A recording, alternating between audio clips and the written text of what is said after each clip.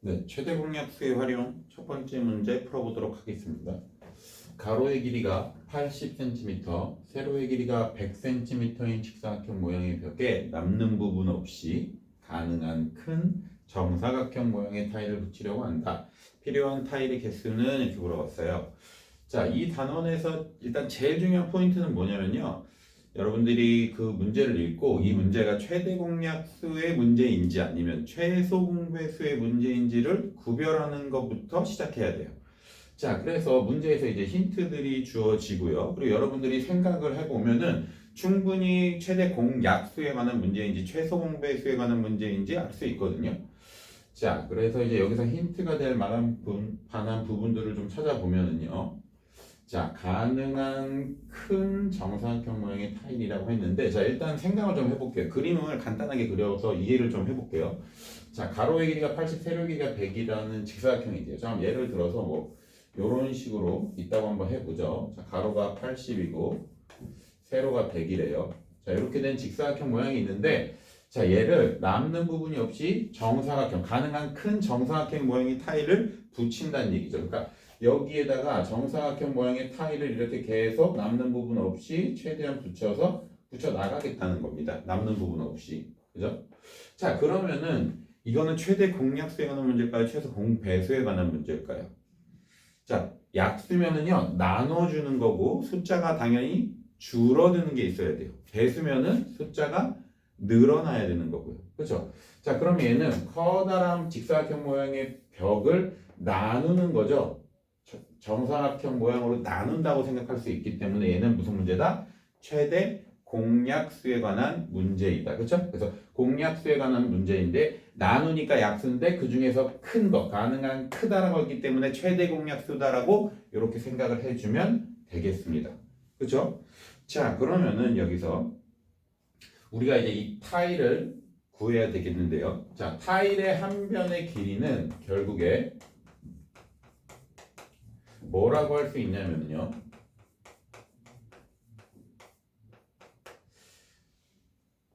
자, 80이랑 80으로도 남는 부분이 없다라고 했기 때문에 딱 나누어 떨어져야 돼요. 그러니까 가로의 길이인 80도 딱 나누어 떨어질 수 있게 해줘야 되고 세로의 길이인 100도 딱 나누어 떨어질 수 있게 해줘야 돼. 그쵸? 그럼 뭘까요?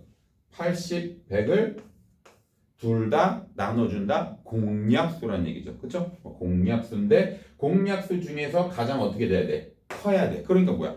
그렇죠. 최대 공약수다 이렇게 되는 거죠. 그쵸? 자, 80과 100의 최대 공약수를 한번 구해보죠. 80, 100. 자, 2, 40, 50, 2, 20, 25, 5, 4, 20, 5, 5, 25 끝났네요. 그죠? 자, 그럼 최대 공약수 이렇게 있는 애들 곱해주면 되니까 최대 공약수는 2 곱하기 2 곱하기 5니까 4 곱하기 5에서 몇입니까? 20이네요. 그죠? 자, 그럼 이게 무슨 말이냐면요. 여기가 20이라는 얘기. 이 안에 들어간 정사각형 모양의 타일 하나의 길이가, 한 변의 길이가 20이라는 얘기야. 정사각형이니까 여기도 20이 되겠죠. 이렇게 되는 거지. 그쵸? 자, 그러면은 이게 끝이 아니에요. 답이 이것도 신나게 최대 공약수 20 구해놓고 답이라고 생각하면 안 돼요. 그죠? 마지막까지 봐야지. 문제에서 구하라고 한 게 뭐였어요? 필요한 타일의 개수입니다. 개수. 이 벽을 다 이 타일로 붙였을 때 몇 개가 필요한지를 물어보고 있어요. 그렇죠? 자, 그러면은 가로가 아까 81에 그랬으니까 20자리가 몇 개 들어가요? 4개 들어가죠. 4개. 맞아요? 자, 마지막 3단계에서 80 나누기 20 해보는 거죠. 가로가. 그쵸? 그러면은 4잖아. 그쵸? 그래서 가로에 4개가 들어가는 거고요. 자, 세로는 그럼 100 나누기 20 해보면 되겠다. 그쵸? 그럼 세로에 몇 개가 들어가는 거예요? 5개가 들어갑니다. 그쵸? 자, 그럼 총 개수는 가로 4개, 세로 5개니까 4 곱하기 5 하면 되겠죠? 그래서 최종 정답은 4 곱하기 5에서 20개다. 총 필요한 타일의 개수는 20개다. 이렇게 구해주면 되겠습니다. 알겠죠? 자, 그래서 제일 중요한 거 문제를 읽고 이 문제가 최대 공약수 구하는 문제인 거라는 걸 일단 확인할 줄 알아야 되고 그 다음에는 최대 공약수만 구하지 말고 마지막까지 구하라고 한 게 뭔지 잘 찾아서 생각을 해서 답을 구해주면 되겠습니다. 알겠죠? 네, 최대 공약수의 활용 두 번째 문제 살펴보도록 하겠습니다. 자, 이번에 사과 40개와 귤 72개를 가능한 많은 학생들에게 똑같이 나누어 주려고 하는데 나누어 줄 수 있는 최대 학생 수는 그랬습니다. 그렇죠? 자, 그럼 역시 이 문제도 최대 공약수 문제인지 캐치해내야 되는데 자, 힌트들이 많이 있어요. 가능한 많은 학생들에게 남김없이 똑같이 나누어 주려고 한다. 그렇죠? 나누어 준다? 무슨 개념? 약수의 개념이에요. 그렇죠? 자, 그랬을 때 최대 학생 수는 그랬는데요. 자, 그러면은 먼저 자, 사과 40개를 똑같이 나누어 줄 수 있는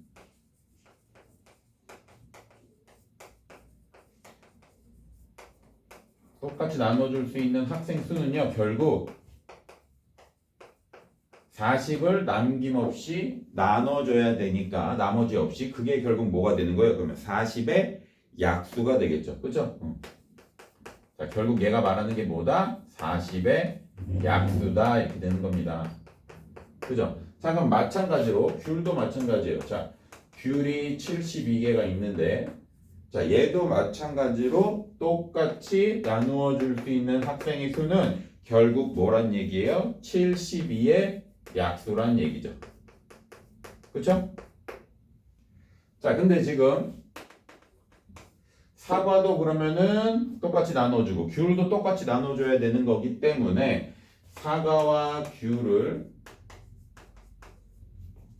모두 똑같이 나눠줄 수 있는 학생의 수는 그럼 결국 뭐가 되는 거예요? 40과 72의 얘의 약수이면서 하기도 하고 얘의 약수이기도 한 거. 그걸 뭐라 그래? 40과 72의 공약수가 된다 이렇게 되는 거죠.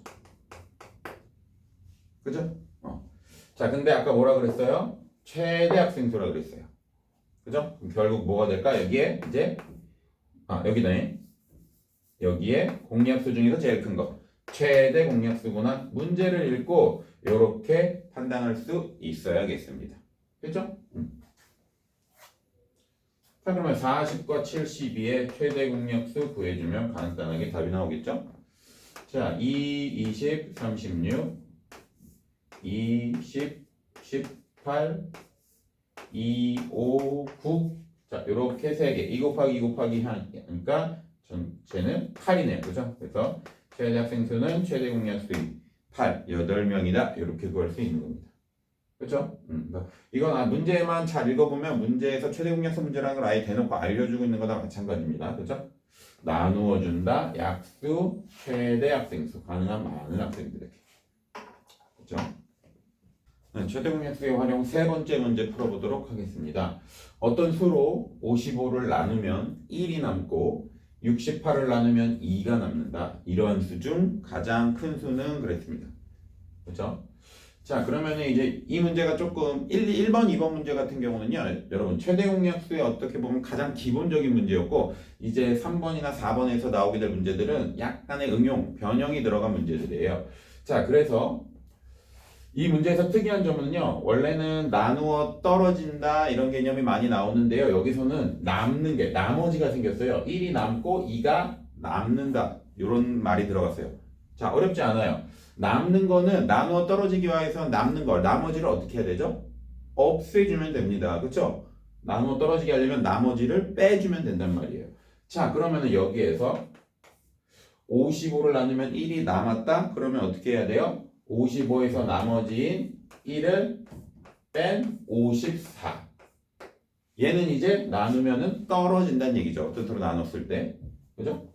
자, 그 다음에 68에서도 나머지인 2를 빼주면 66이 되는데 자, 결국에는 구하는 수는 54와 66을 동시에 나누어 떨어지게 하는 수예요. 그런 수를 뭐라 그래요? 54와 66의 공약수가 되겠죠. 그죠? 자, 근데 그 중에서 가장 큰 수 물어봤어요. 결국 뭐야 또? 최대 공약수구나 이렇게 되는 거지. 됐어요? 결국엔 54와 66의 최대 공약수를 물어보는 문제로 바뀌었습니다. 됐죠? 자, 그러면은 54와 66의 최대 공약수 구해보죠, 뭐. 이렇게 해서. 자, 2, 27, 33. 3으로 또 나눠지나요? 3, 9, 27, 3 곱하기 11은 33. 됐나요? 끝났죠? 더 이상 안 되죠? 자, 그럼 이렇게 곱하니까 최대 공약수는 2 곱하기 3. 그래서 정답은 몇이다? 6이다. 이렇게 구해줄 수 있겠습니다. 됐죠?